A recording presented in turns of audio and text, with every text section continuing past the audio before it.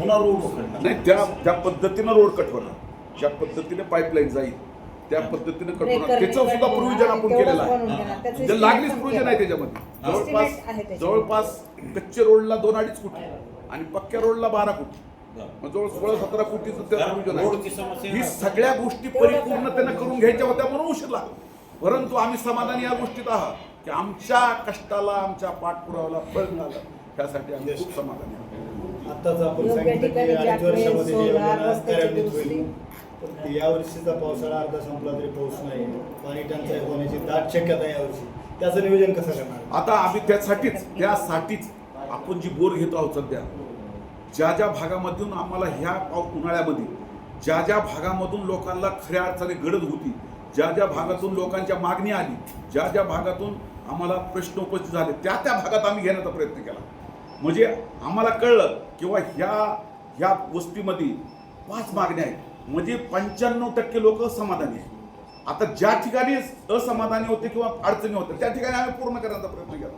आणि निसर्ग आहे काय, निसर्ग मानवासाठी नाही तर जनावरासाठी नाही तर कुणा तरी भल्या माणसासाठी निसर्ग आपली काळजी घेणारच आहे. उपरवाला बहुत बडा आहे, तो बरसेगा.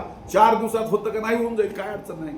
आणि आपण सगळे मिळून प्रे करूया. नियोजन तर आहे, सक्षमपणे नियोजन आहे आणि त्याचं काम पण चालू केज तालुक्यामध्ये म्हणजे केज शहरामधील जे काही शेतकरी आलेत आपल्या गावठाण्यामध्ये, मला बळी असलं काही विषय नाही. जे आहे तुमच्या समोर आहे आणि जे करायचं तुमच्या समोर ठेवून करायचं.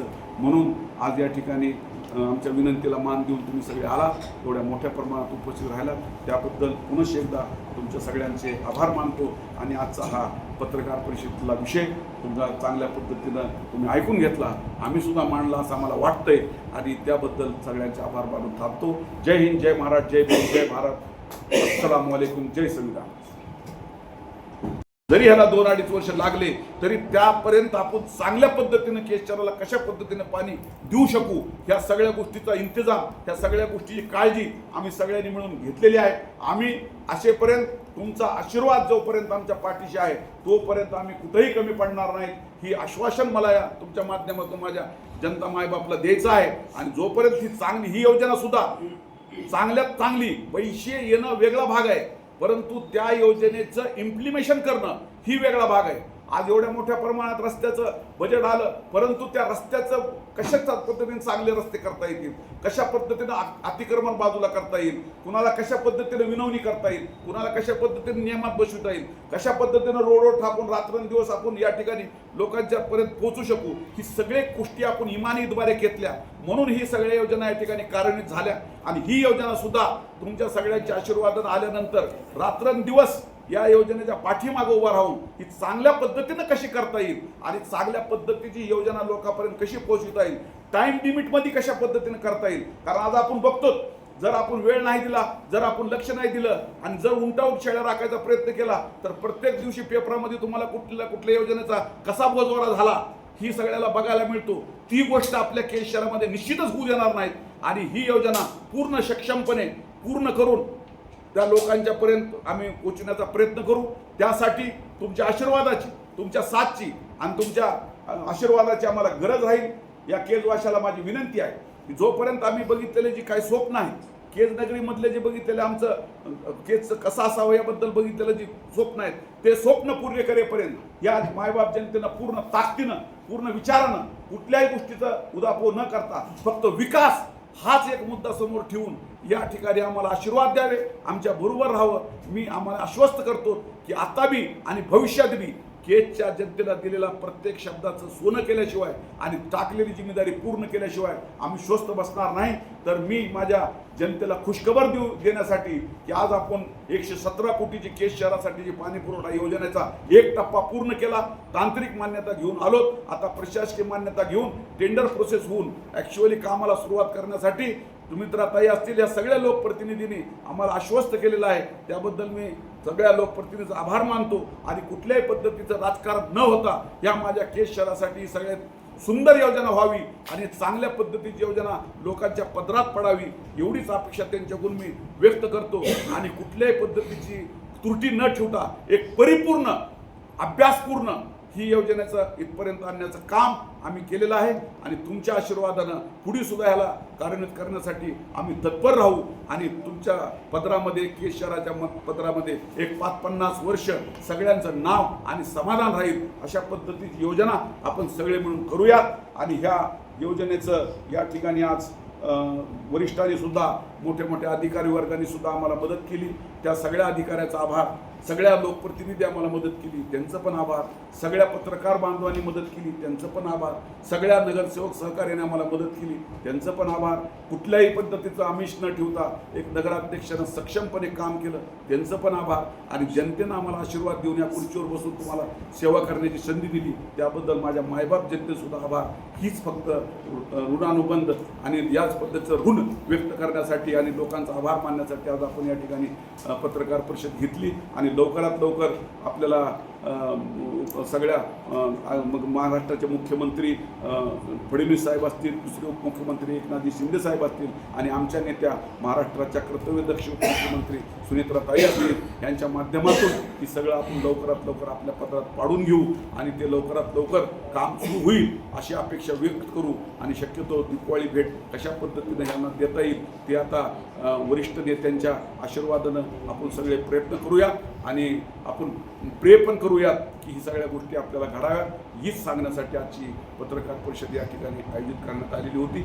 आणि ह्यात काय राहिला असेल, काय कुणाच्या शंका कुशंका असतील तर तुम्ही प्रश्न विचारू शकता. तुम्ही काय काय केलं ही पारदर्शक कारभार माझ्या केशवाशाला माहीत असावा म्हणून या केशवाशांची तहान भागवण्यासाठी आम्ही हा 117 कोटीचा जो आपला पाणी पुरवठ्याचा प्रस्ताव होता त्या प्रस्तावाला आपण तांत्रिक मान्यता घेण्यामध्ये सक्सेस झालो.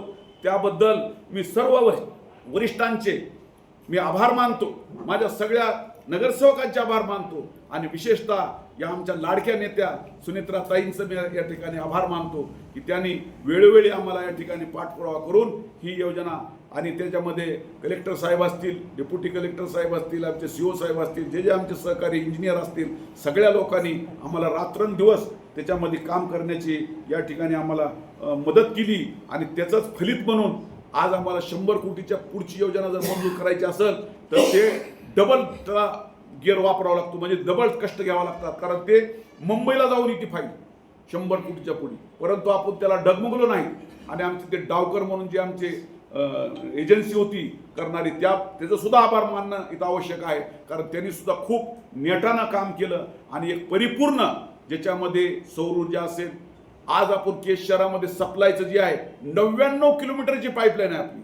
म्हणजे आजपासून चालू झाल्यापासून 30 वर्ष पर्यंत केसचा किती व्याप वाढणार आहे त्या व्यापापर्यंत सुद्धा पाण्याची कमतरता भासणार नाही. मग त्या डायमेन्शनमध्ये आपण पाईप वापरायचे आणि त्या पद्धतीनं आपण या ठिकाणी काम करायचं. म्हणून 30 वर्षापर्यंत आपल्याला कुठलीच अडचण येणार नाही अशा पद्धतीचं त्या ठिकाणी कॅल्क्युलेशन झालं. त्या पद्धतीनं आपण काम करून घेतलं आणि ते काम करीत असताना आपण या ठिकाणी ही योजना आज अंतिम टप्प्यात सुरुवात झालेली आहे. याला पुढील भाग ताईंचं आभार परवा आम्ही सगळ्यांनी मिळून आम्ही म्हणजे अडसकर साहेब होते, नगराध्यक्ष होते, आम्ही होतो, जिल्हाध्यक्ष राजेश्वर चव्हाण होते, धनंजय मुंडे साहेब होते, सगळ्या आपल्या भागात काम करणारे सगळ्या नेतेगण मंडळींनी आणि आम्ही सगळ्यांनी जाऊन ताईंचं त्या ठिकाणी आभार मानलं आणि ह्या योजना तात्काळ पूर्ण करा आणि तात्काळ पूर्ण करून लवकरात लवकर याला उद्घाटन व्हावं अशा पद्धतीची सगळ्यांना त्यांनी विनंती केली. त्याने आपल्या विनंतीला खूप सकारात्मक घेतलं आणि त्यांनी शब्द दिला की केजच्या ह्या पाण्याचा प्रश्न आपण लवकरात लवकर मार्गी लावू. आणि यासाठी ही गोष्ट माझ्या केजच्या तमाम जनतेला माहिती असावी कारण त्यांच्या जिव्हाळ्याचा प्रश्न आहे. पण आम्ही सेवक म्हणून कुठंच कमी पडलो नाही. त्यांची दिलेला जी आमच्यावर विश्वास आहे त्याला कुठं तडा जाऊ द्यायला नाही आणि आम्हाला त्यांनी जी नियुक्ती केलेली आहे तर त्याच्या कामामध्ये आम्ही कुठं कमी पडलो नाही. ही गोष्ट माझ्या तमाम जनतेपर्यंत पोहोचावी म्हणून आजची पत्रकार परिषद या ठिकाणी आयोजित करण्यात आलेली आहे. आज कुणावरही आम्हाला कुठलंही टीका टिप्पणी करणे नाही. आम्हाला आमच्या केलेल्या कामाचं लोकांपर्यंत सांगणं हे आमचं कर्तव्य आहे. ते आम्ही सांगत राहणं आणि आमच्या केजच्या विकासासाठी ज्यांची ज्यांची गरज आम्हाला पडेल मग त्या ठिकाणी कुठलाही पक्ष भेदभाव न ठेवता एक जनतेसाठी समाजासाठी त्यांची मदत घेणं हे आमचं कर्तव्य आहे आणि ते आम्ही करणार आणि केससाठी जे जे चांगलं करता येईल जे जे आम्हाला काम घडवता येईल त्यासाठी आपण परिपूर्ण राहू. तर आता या योजनेमध्ये जवळपास 22.5 लाख लिटर पाण्याच्या टाक्या ESR आपण त्याच्यामध्ये घेतलेला आहे. त्याचे 4 उभा करून आपण त्या ठिकाणी 4.5 लाख लिटरची टाकी आज आपण त्या धारूर रोडला घेतली. म्हणजे तिकडला भाग त्या टाकीवर ॲडजस्ट केला. दुसरी टाकी आपण या ठिकाणी आमच्या कचरा डिपोपाशी घेतली, हा इकडला भाग त्यात ॲडजस्ट केला. तिसरी टाकी आपण कळंब रोडच्या वरच्या माळावर घेतली, तो तिकडला भाग त्याच्यावर ॲडजस्ट केला.